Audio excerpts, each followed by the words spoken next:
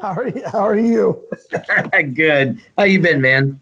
Doing real well. Doing real well. Good. Yeah. And you? Likewise, yeah. Just busy. Good. Fantastic.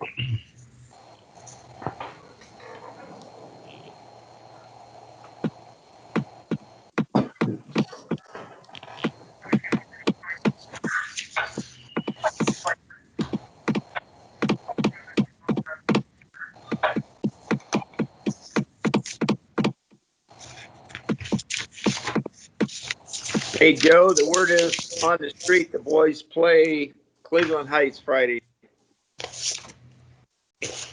for football. Yes. Yes, yeah, I got a kid in the marching band and we got the notification about that.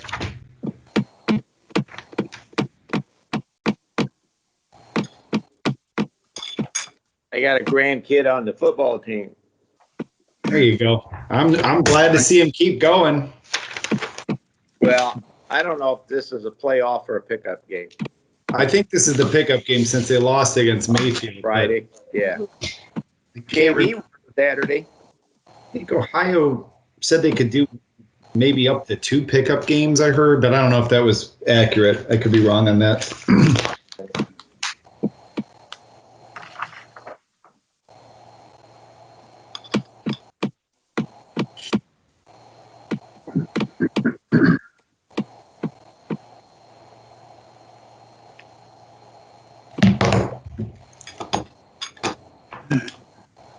We still need Tony, right?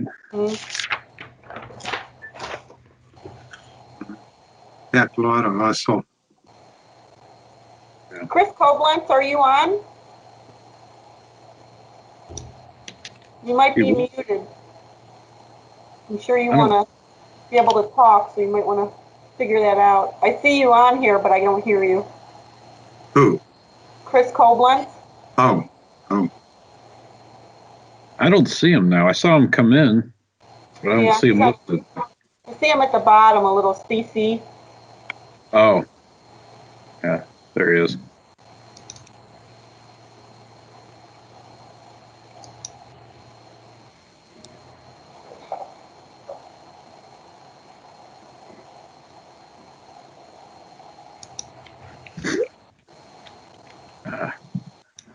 Here he comes. Tony.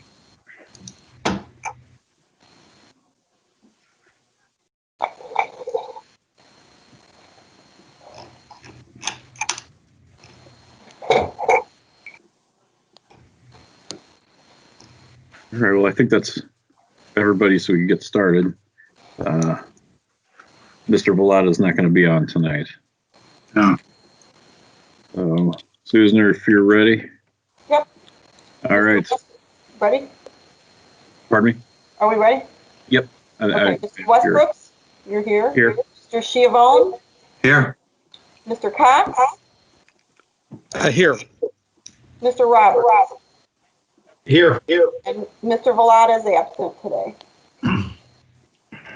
All right. First item would be approval of the September 21st meeting minutes. Anybody have any comments on those? Nope. You want to make a motion? I'll make a motion to accept them. I'll second. All right. All in favor? Aye. Aye. Opposed? Nobody? All right. First applicant is Ohio State Waterproofing.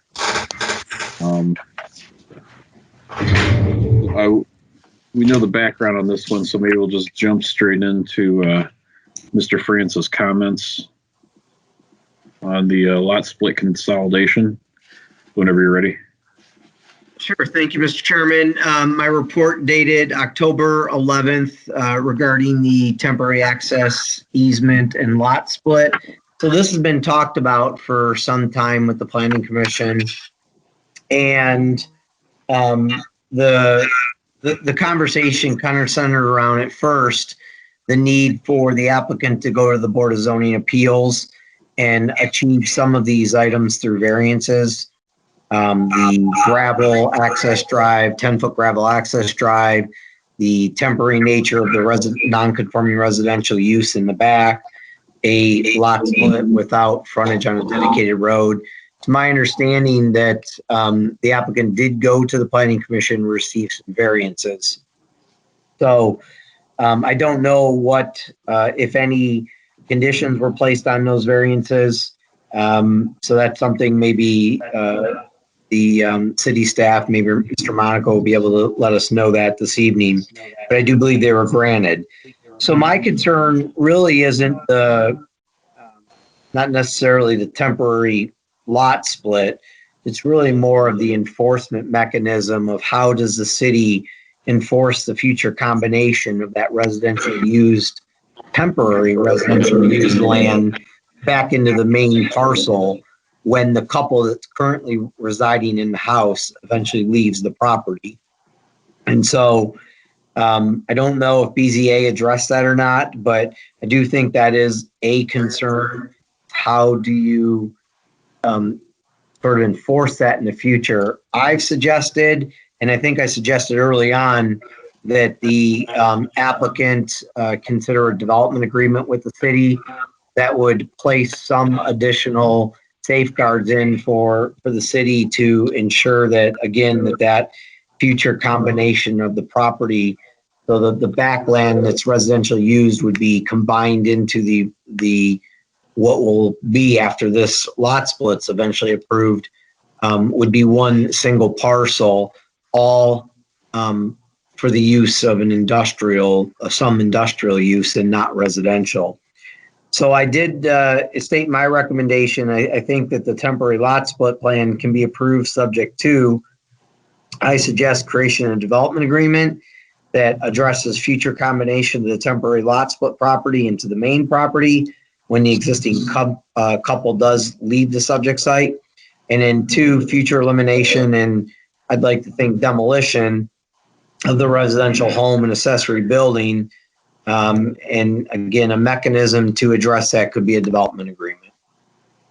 I can answer any questions the commission may have.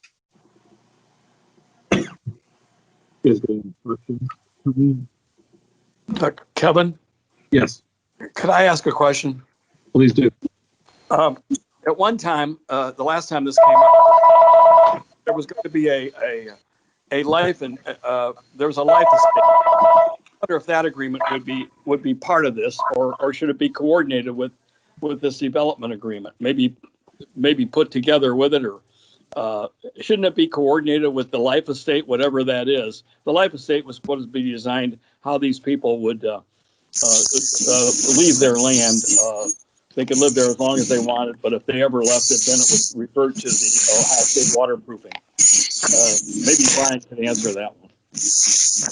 I don't mean to speak out of turn. This is Michael DeJohn, the representative for Ohio State Waterproofing. I worked with Mark Guidetti, and we finalized the development agreement today, at least between us, and I believe that they're going to provide it to the city for their final review and sign off. So, and to the point that was just asked in that question, is the life estate was specifically cited in the development agreement as it relates to the occupancy and then it reverting back upon the death of the or the move out of either or both of the current tenants. Well, that sort of answers my question. If it's coordinated, I think I thought that might be necessary, and that answers my question. I'm sorry for interrupting. I thought it would be a good time to insert that point. Yeah, Michael, this is Brian Franz. I think that's great for the commission to hear. If I can, Mr. Chairman, I do have one additional follow-up question. Michael, does it address demolition or elimination of those 2 structures? I mean, they're residential in nature unless they plan on, just sort of storing stuff in them. I think it's in the city's best interest that they're eliminated from the property when that time comes. It's not currently addressed in the development agreement. Mr. Guidetti did not include it, but if the city wants to amend the version that we're currently looking at when they get it to include a demolition, we would not object to that. We have good. Okay. We don't have any really use for that building. Great. Yep. Thank you. Mr. Chairman, I received the agreement today about 4:15. I reviewed it briefly, and I'm going to make my comments to it. Some of the comments will be to remove those two structures as soon as the people are no longer resident at that location. Good. So we'll get that covered in that finalization. Maybe we can approve this contingent on that being finalized. Anything? Mr. Chairman, I think, and those are the 2 points. Thank you, Mr. Monaco. We're both in agreement, myself and the building department. And that's item number 2 on my report: future elimination, demolition of the residential home and accessory building. The Mr. DeJohn, representing Ohio State Waterproofing, indicated that they're amenable to doing that. So I would suggest that the Planning Commission approve this, subject to those 2 items that I have in my October 11th report, and that can be incorporated into the development agreement.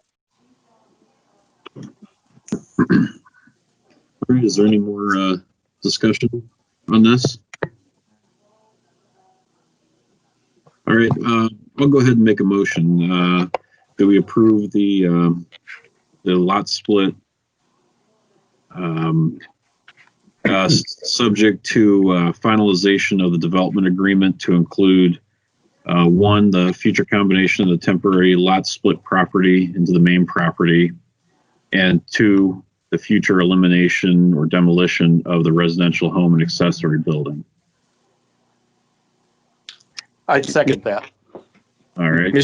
Mr. Chairman, Yes. I would not limit to those 2 items. Again, we haven't seen the agreement yet. There may be some additional things that we need to add to it. So I would just approve it conditional about the development agreement being executed and approved by both parties. Okay, I guess with a motion like that, is that limit to only those 2 things, or can they include other things in there, Mr. Grant? So I share Mr. Monaco's concern in that certainly the city administration needs to come to terms with the development agreement, but for the Planning Commission's sake, these 2 items are specific and linked to the temporary nature of the lot split. So I'm comfortable with these 2, and then if you want to add the 3rd caveat, that administration works out the final terms and conditions of the development agreement, because many of those items would not be the purview of the Planning Commission, but they do need to be expressed, as Mr. Monaco stated. Okay, then I will revise my motion to include the 1 and 2 that I mentioned, and 3 is to for the administration to work out the terms and conditions of the other terms and conditions of the development agreement. And I'll add my second as modified. Okay, thank you. Any more discussion from the group? All right, Susan, do you mind doing a roll call? Sure. Mr. Westbrook? Yes. Mr. Schiavone? Yes. Mr. Cox? Yes. Mr. Roberts? Yes. All right. Well, thanks, guys. I'm sure you guys can work out the little details. Sounds like it's most of the way there. Excellent. Thank you for your time. Have a great day. You too. Take care. All right. All right. The next item is Mr. Koblenz Homes proposing a preliminary approval of a development project, 8312 Valley View Road. Hey, there he is. I think you're muted, Chris.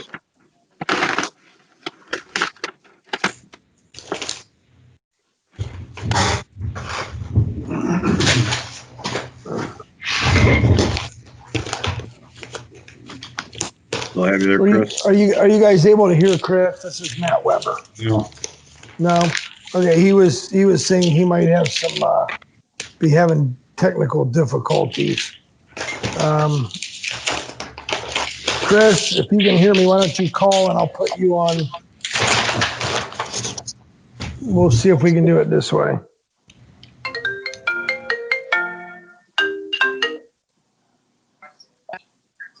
Chris, are you there? Yep, can you hear me okay? There's a lot of feedback. We're gonna get a lot of feedback this way. How about this way?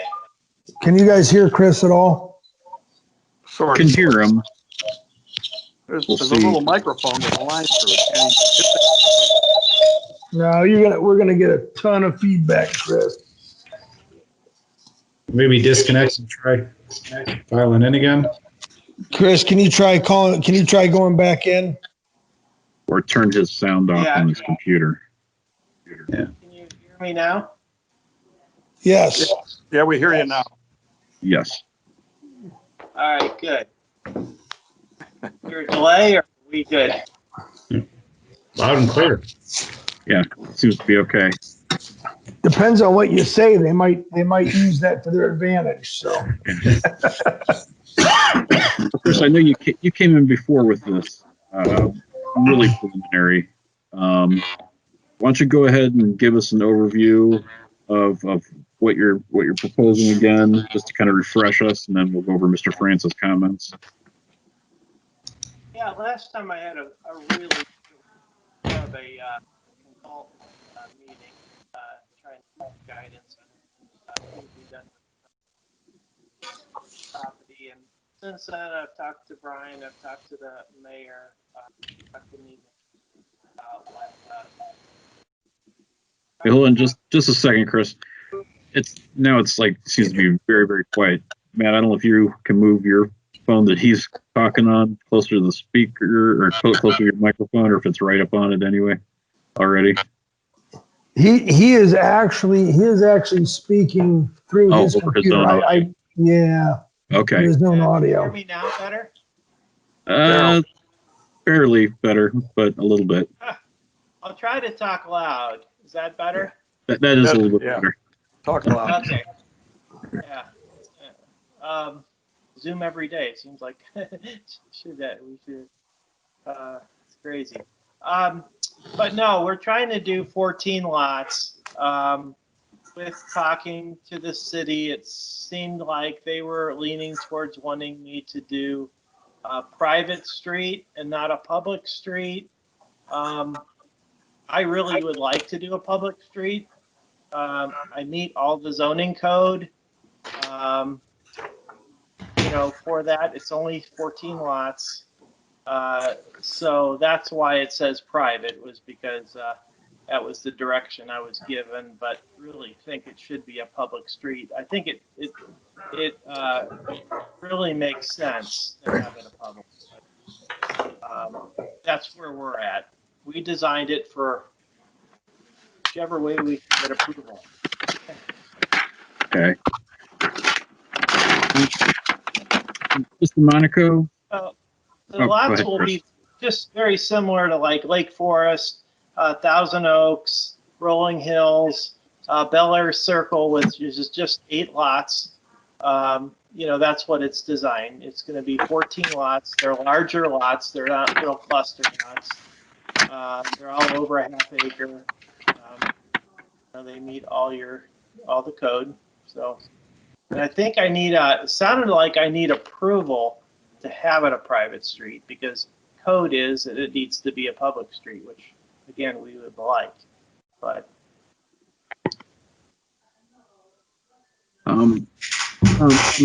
Mr. Monaco, do you want to talk at all about the city's preference for the private road? I assume that came through the building department.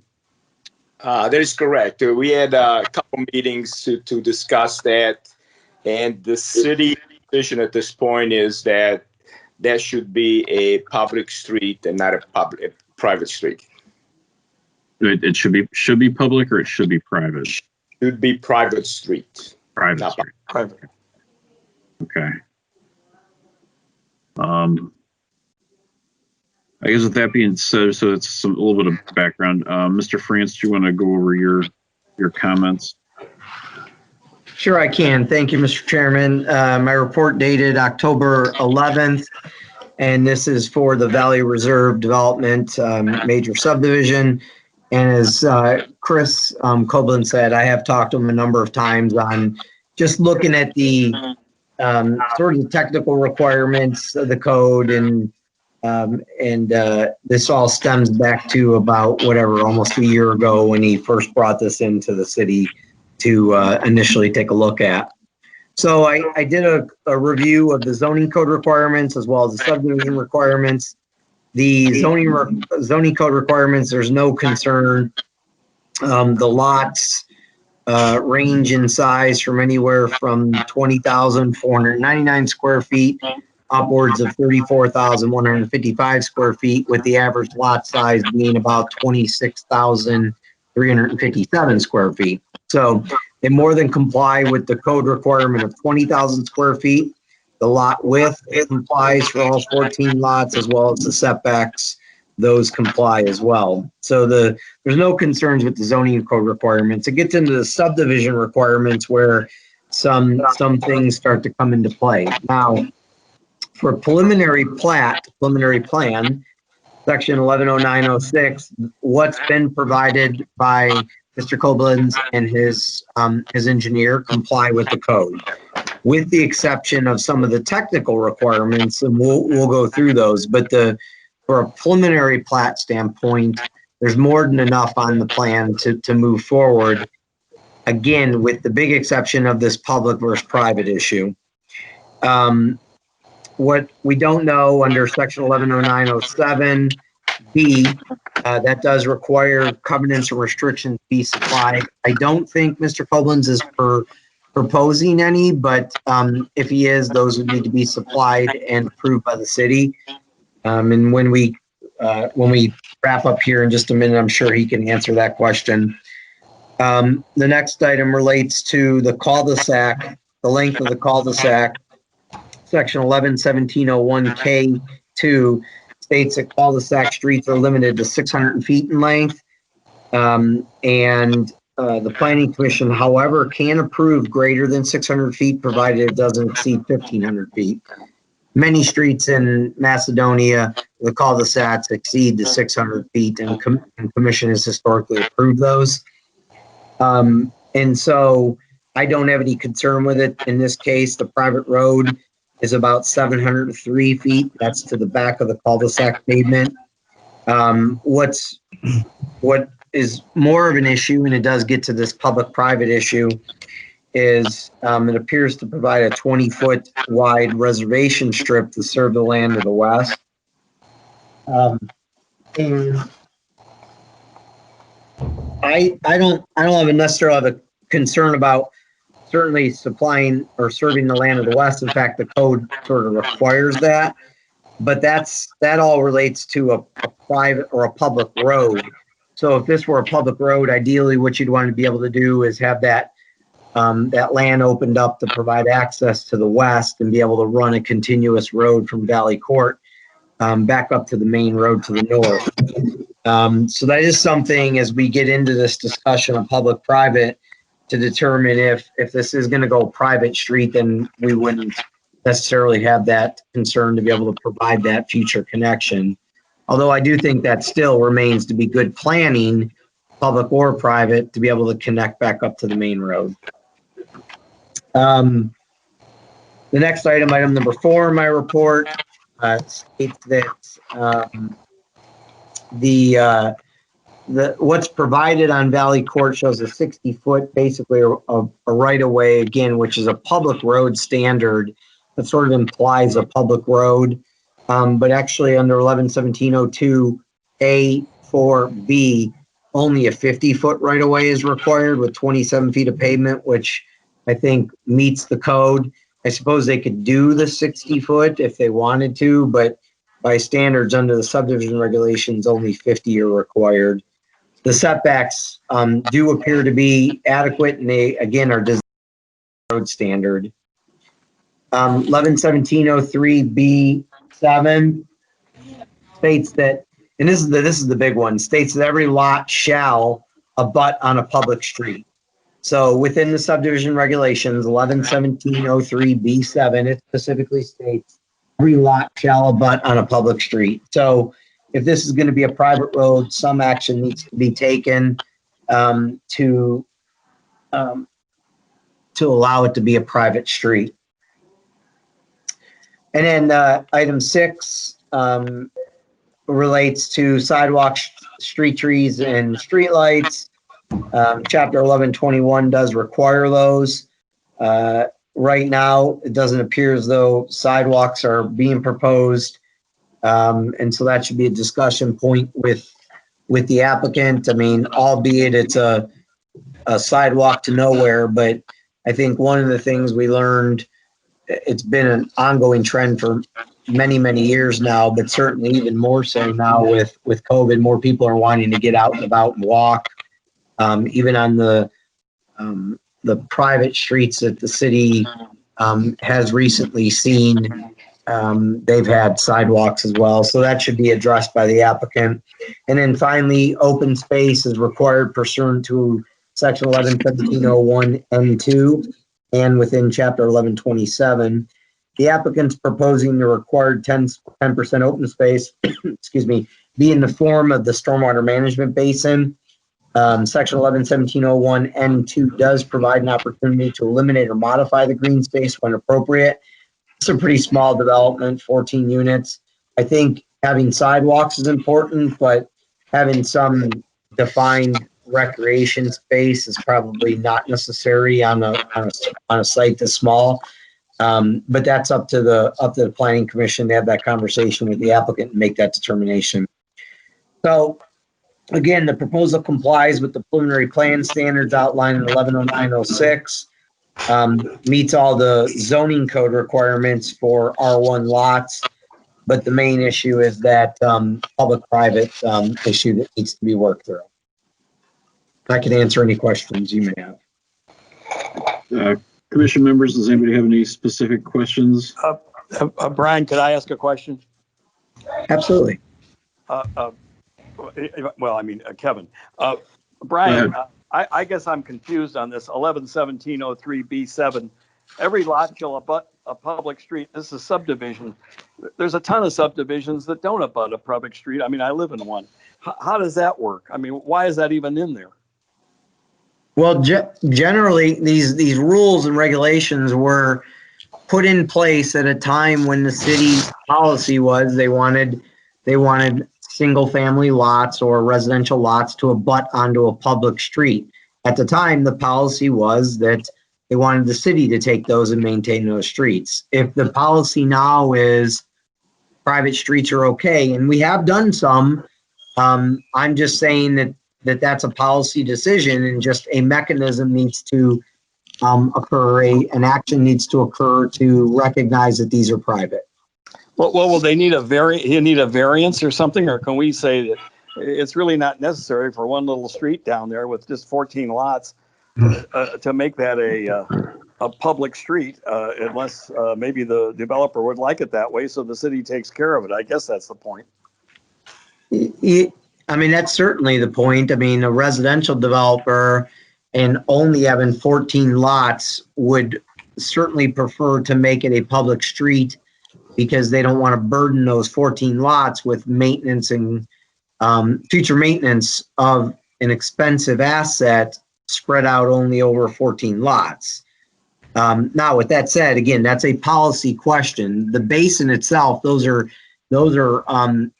excuse me, those are typically always handled through some sort of a maintenance association. So I'm assuming there is going to be some sort of maintenance association. I don't recommend the city ever get into the business of taking on stormwater ponds for maintenance. They're a mess, but they're sort of flawed with problems.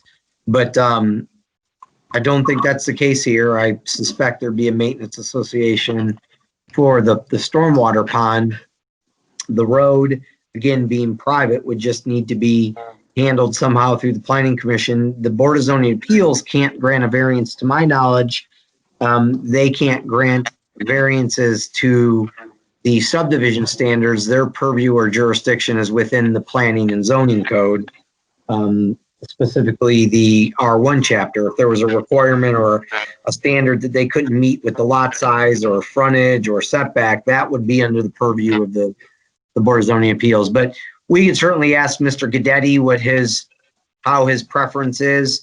Again, if the city's preference is to go with a private street, that's a policy issue, and that's fine. We just need the mechanism for the planning commission to recognize them being private. If the commission agrees and wants them to be private, I would just make the motion this evening, provided you think everything else is okay, to approve this subject to the items outlined in this report, and with the lots being private, and asking legal counsel on the proper mechanism to make them private. Well, can the planning commission say, since the developer would like it to be a public street, can we go along with that and say we would recommend that it be a public street and vote on that one? Can we make it a public street? And also, can we at the same time waive the open space requirement, saying that the pond is enough open street? And I guess the last one was, can we waive sidewalks on this tiny little road? So you asked three questions. The easiest is the stormwater management basin. I do think that the code gives you that ability, excuse me, within 111701N2. It provides you that ability to recognize a stormwater management basin as fulfilling the 10% requirement. I'd have to look into the sidewalk piece. If you give me a minute, I'll go find that section of the code and see if there's any wiggle room.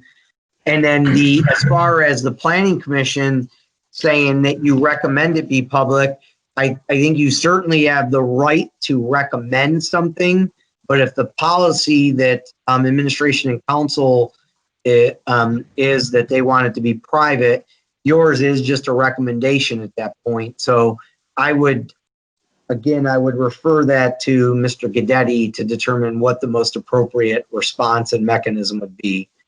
And certainly we want to hear, from your fellow commissioners. One final question, Brian. Since the subdivision requirements that it be abutting a public street, how can we get around that and make it a private street? I mean, it says you can't even have a subdivision unless it's on a public street. I mean, that 111703B sort of requires that, I think. Maybe I misread that. It does require it, but I'm also saying that the city has done private streets, so there is a way to do it. I looked through the code, and if I'm missing it, somebody else may have caught it.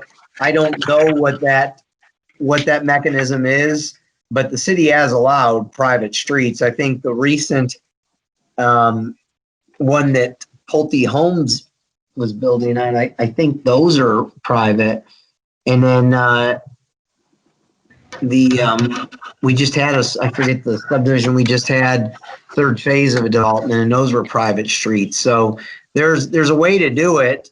And if that's the preference of administration and council, then I don't see it in the code, readily see it, but I could just be missing it as well. Huh. Those are my questions. And I can look at that sidewalk section for you as well. All of those are considered PUDs, correct? No, it's designed to be not a PUD. So yeah, those are PUDs, the ones that he's talking about. Pulte, Yes. Spruce Hill 3. Yeah, Mr. Chairman, Yes. I do have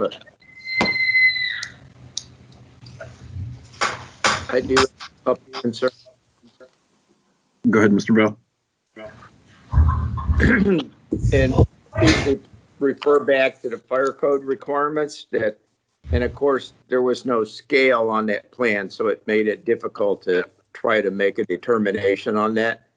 That cul-de-sac has to be 96 feet in diameter, and fire hydrants are every 300 feet. I only noted one way down by the cul-de-sac was the only fire hydrant I noted on the street. And that cul-de-sac will probably have to be a fire lane with no parking. We've had several issues in the city where people park in the cul-de-sac versus off-site parking, and it makes it difficult to get emergency vehicles through them cul-de-sacs because of the size of the vehicles with vehicles in those. So Okay. Mr. Koblenz or Mr. Weber, do you guys have any problems or see any issues with Mr. Bell's concerns? No, there won't be any issues. Okay. What size is it now? Sure. Because I'm guessing that hydrant is more than 300 feet off the street and requirements are every 300 feet. Yeah, that's Yeah. not a problem. Yeah, but that's not an issue. I'd have to look and see what the what the actual radius is of that right now. But if it's a matter of if there's a specific radius that's required or confirmation that a city fire truck can get through there, we can accommodate that. I mean, that's, you know. Yes. Appendix D in the fire code is fire apparatus access roads. Cul-de-sacs are 96 feet. It looks like, Matt Weber, it looks like I scale it at about 116 feet of pavement. Is that not accurate? I'll look real quick while we're discussing the other matters. I can open it up and take a look and see. Well, just as long as you're aware of it, and if it's not, Yeah. then, going into it so there won't be no issues later on. Certainly. Okay. So those don't sound too bad. yeah, I can address some of the issues if you want. Yes, please. So the subdivision requirements, number 2, HOA docs will be provided when we decide, exactly what we're allowed to do on the road. The 20-foot reserve strip, I think, was just like a setback. We have no plans. One of our original plans showed us dead ending into the neighboring 19 acres. By doing a cul-de-sac and having the lot lines adjoint on lot 6 and 7, there's really no access to that 19 acres to the west of us. They would have to buy, I guess, those 2 house lots from the owners, whoever buys them, and redo that. I mean, there'd be a lot of work, but that was addressed in the last meeting. I wasn't sure, the thought was to have access to that, but we don't want to have access to that. So it will never be more than 700 feet. That's how it's designed. What was the other? I do have one more abstract question. Oh, go ahead. Does that cemetery still exist on that property?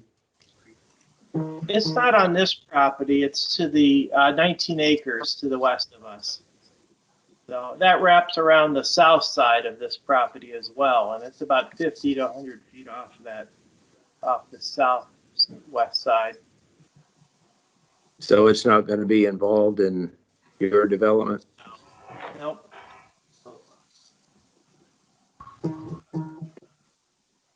Okay. Any thoughts on the sidewalk, Mr. Koblenz? I mean, we have it designed to have sidewalks. They're not labeled. But if it's private, I don't see, if it's private, it affects a lot of things. It affects our setbacks. We don't have to abide by setbacks. We don't have to abide by, it seems like we wouldn't need sidewalks like some of the other subdivisions you're talking about. So we wanted it to have sidewalks. We wanted it to feel like single family homes, not like a cluster subdivision. By doing a private road, it allows you to do, smaller lots, much smaller setbacks. I know most people have gotten approval to have no sidewalks or limited sidewalks. So we want this to be a higher end subdivision, just like a Lake Forest or a Thousand Oaks or Rolling Hills. That's our goal. That's my goal in a subdivision. And so I guess, 14 lots. Chris, I guess, so when you wanted it to be a public road, and I understand, and that's how it's kind of laid out, the city is kind of urging you to make it a private. And I'm sure I imagine the reasons the city would prefer it to be a private road is maintenance, and let that, be on the homeowners and things like that, rather than another asset for the city to maintain. I'm guessing that's the reason. If it does stay as a private road, as it's labeled, I mean, would you want to revise? Are you looking to revise the plan to take advantage of some of the private road, private development things, or would you still plan to have it kind of as you have it laid out now? I guess I would, if we're going to do private and we're allowed to not, to eliminate sidewalks, I would say, we might take advantage of that. But I'm really trying to get a higher end feel, to the subdivision. So, but after reviewing this, it just, and I did meet with the mayor and I met with Nico, and the reason it says private is because, I really want to work. I mean, I've always worked with the city. We're known for what we build in Macedonia, the type of product we put in Macedonia. So I'm proud of that. And but really what we're looking to do here is not another cluster community. We're looking at doing a higher end, just like what I just got finished in Twinsburg, just like the 30 homes we built in Lake Forest or the 20 we built in Rolling Hills. We wanted to have that feel a little higher end. There's a need for that. So I don't know if I answered your question. Mike? It kind of sounds like you don't necessarily, you're not going to make some wholesale changes to the layout of the development. No, we're not going to make it into going private. Tiny lots, but eventually this will be a city road. That's from what I've heard from various people, that this eventually the cities end up taking these roads over because 14 lots just can't support. When there goes to be major infrastructure that needs done, even with an association. So, why not design it to what eventually Macedonia will take control over, whether it's 20. We're designing the road to be concrete. It's going to be made, ODOT standards. We're not skimping the road.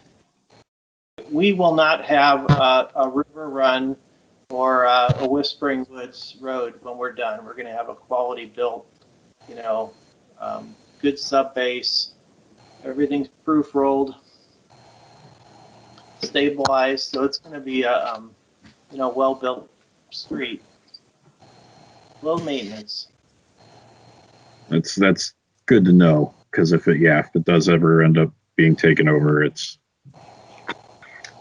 a city road. We'll have to do it private. I mean, I'm not, as I told the mayor and I'm not one to fight with the city over something like that. We just, we want to build, get a quality product like we're always known for. Okay.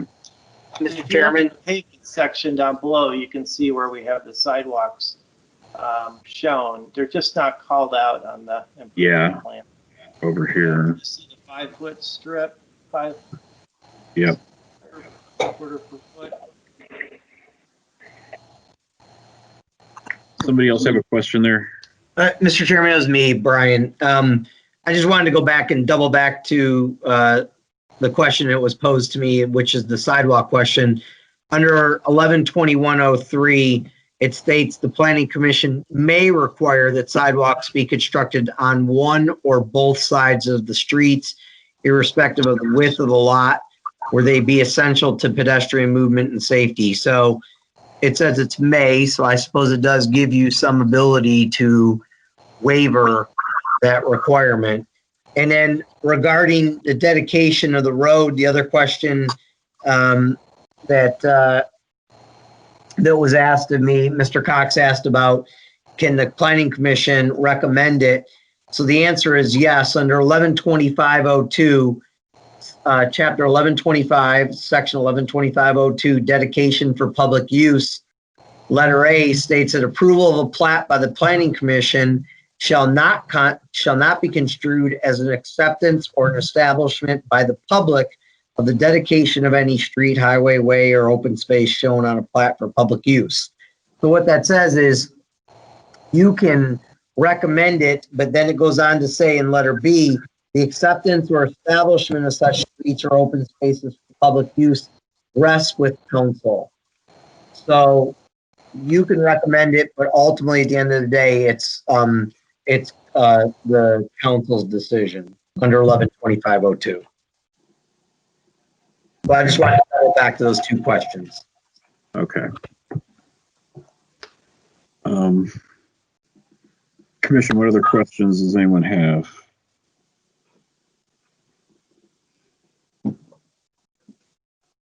All right, so I guess, the fact that it meets most of the stuff, there's, just a couple of issues that Mr. France has that we need to address. In order to give the preliminary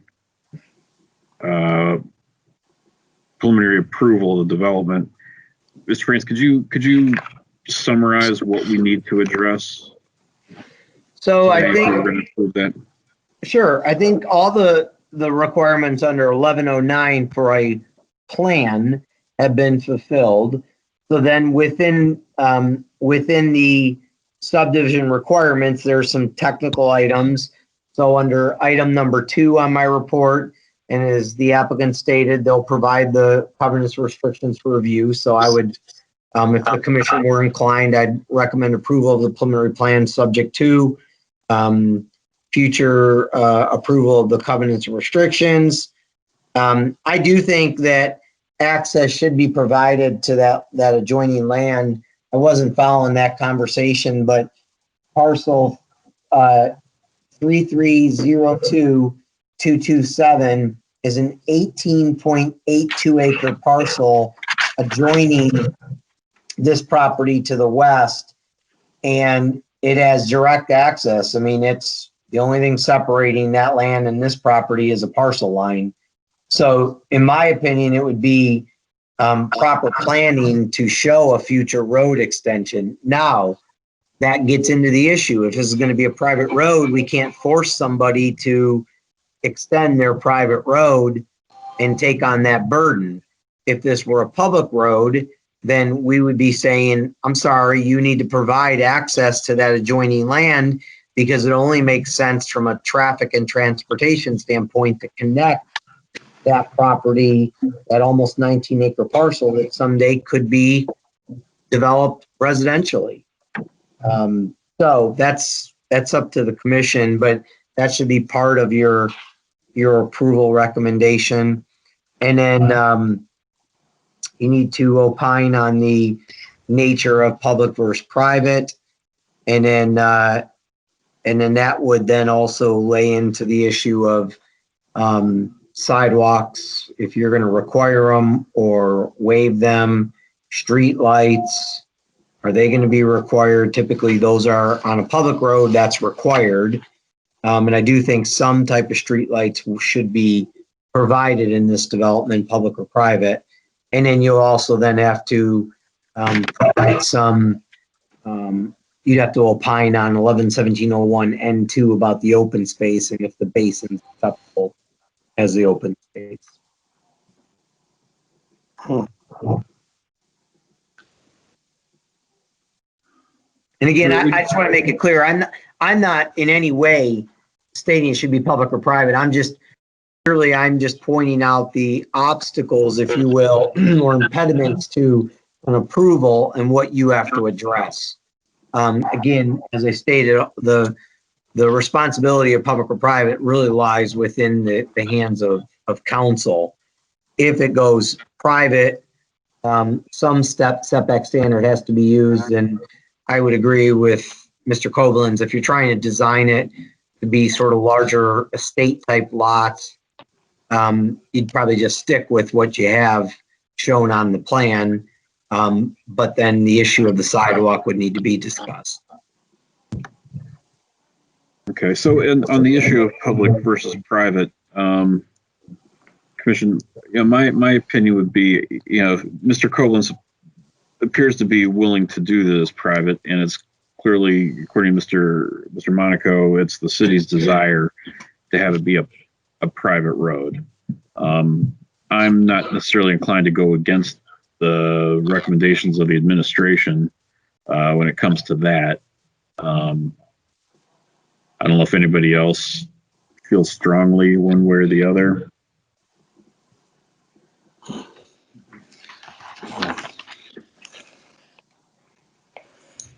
Hey, Chris, is it harder to sell those lots if it's a private street in your experience?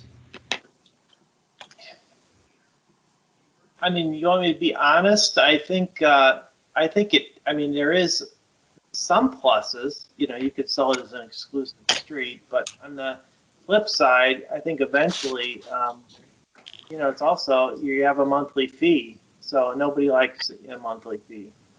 So it's only snow plowing and snow removal really is the only thing that's really, it's going to be a part of that fee.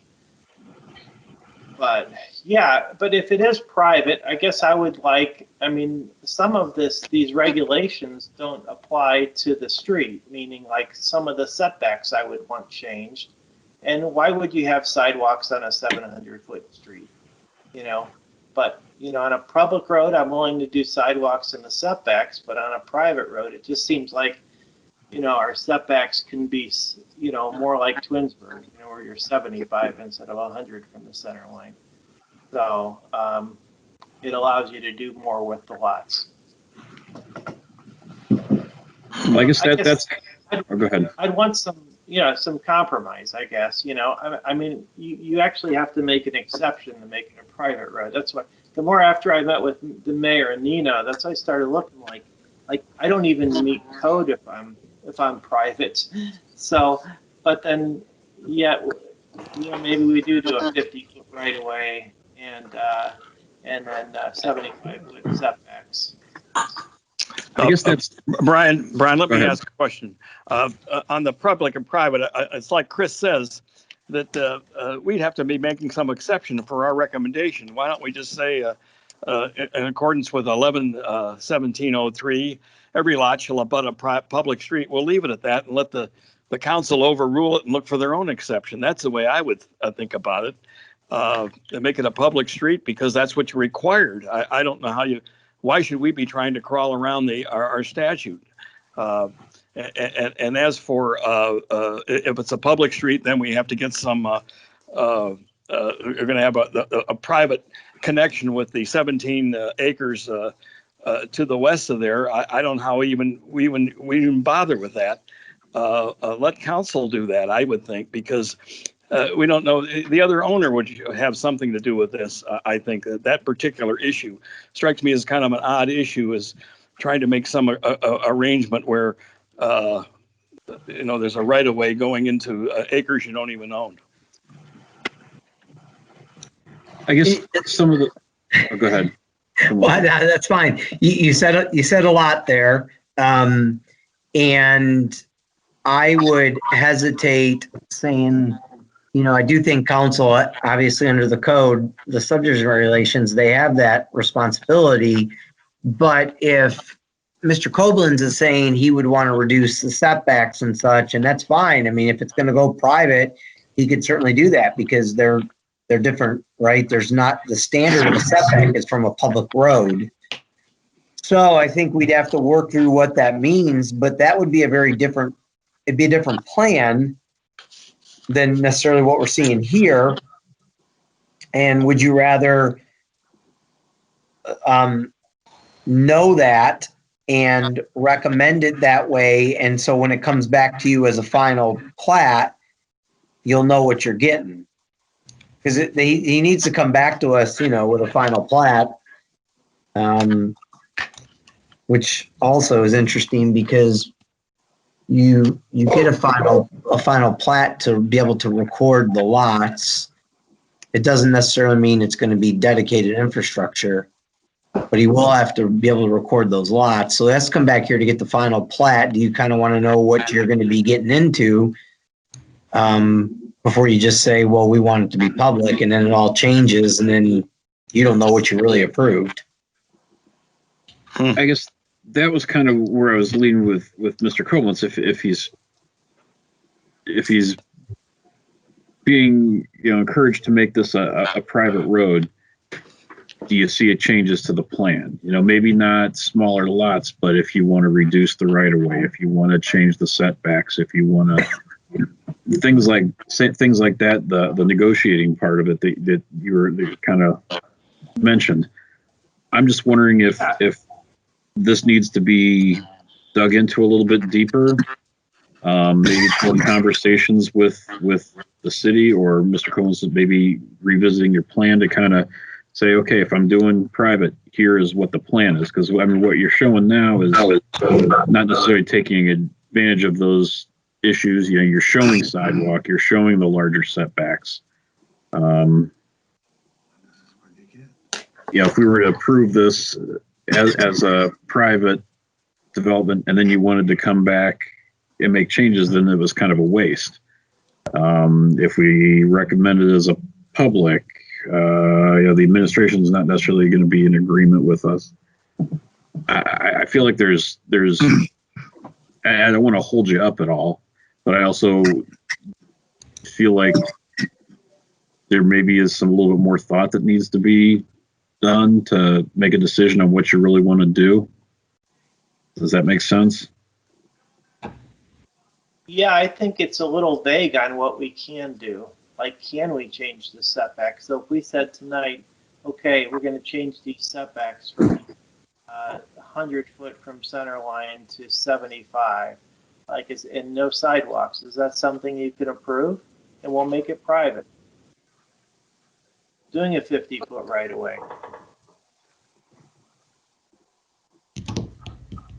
I guess, are those the limits, Mr. France, that are allowed in a private, what he was just listing off there? I'm looking in the code as we speak. Sorry to put you on the spot. No, that's okay. I suppose I should know the answer.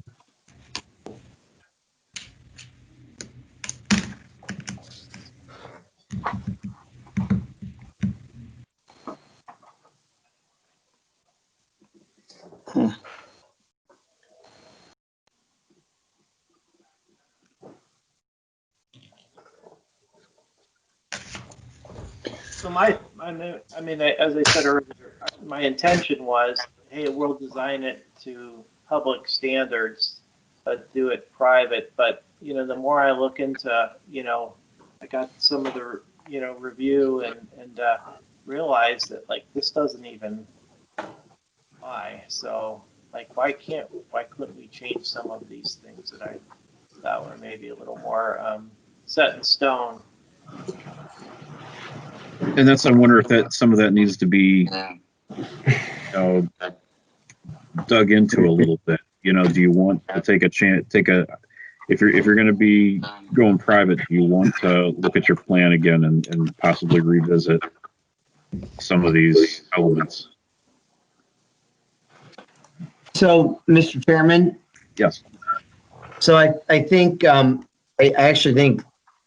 Quick review, the answer is no, that you can't adjust those setbacks. They still need to remain. So the way we define a street, well, first off, we define a lot as fronting on a street or road. And then we define a street as all property dedicated or intended for public or private easements, therefore. And we then define setbacks as being from a street. And so the code seems to contemplate that private streets are acceptable and that setbacks are from either public or private. So in other words, what's in the code for setbacks doesn't refer to it as being set back from, that standard isn't in place just for a public road. It's for a street, and a street is public or private. So I think the setbacks would have to apply. So the developments that have the smaller setbacks, that's probably the PUDs. Is that PUD, what we're that's thinking correct. of? Yes, that's correct. It's not just necessarily a private development, it's PUD. Yeah, and the PUD clearly sets forth the ability to arrange lots differently with reduced setbacks and standards. But this is not that. So I do think, again, under 1133, that the code states that the setbacks are the setbacks, whether they're public or private. Now, the issue of the sidewalk still can be waived. I think the code does give you the ability, because it states may and not shall.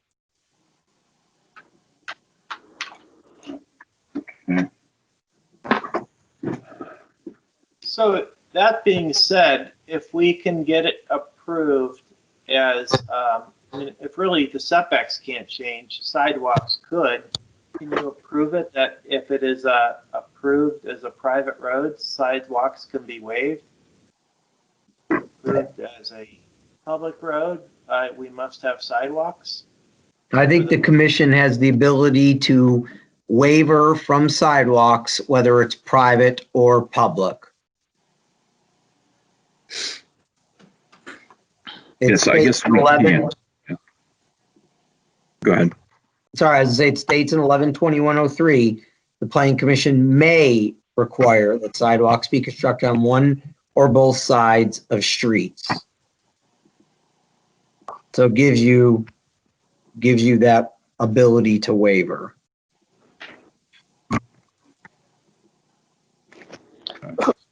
O'Brien, let me ask something. So we can approve this by saying we would go along with we would recommend that it be approved as a private street, and then we would recommend the waiver under such and such a section. As to the sidewalks, we would recommend that the retention pond be considered the open that would be the open space requirement. Would that do it for our motion, you think? Yeah, that certainly would fulfill most of the requirements. The only other thing is, and again, I think if it's private, you really can't force connection. That gets into a whole bunch of other issues. But you still have street lights and street trees, and I don't know where Mr. Koblenz is with street lights and street trees and what he was thinking.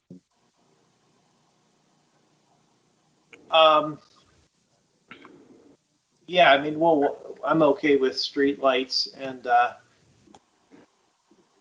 probably, you know, I mean, street trees, it's not a public road, so that's really not, I mean, we put yard trees anyway, and you know, you could require, you know, a couple trees per lot, anywhere they choose. I guess if we're not having sidewalks, they wouldn't be within that right of way. Yeah, and being if it's not a public road, you don't need to follow the suggestions of the public standard for the street tree. You could do whatever type of street tree you wanted or lot tree you wanted. Yeah, I'd be more in, you know, if there was some requirement to do a lot tree of some sort. Twinsburg has that where they do the street trees, but the developer, as the homeowner, they have to put a certain amount of trees in.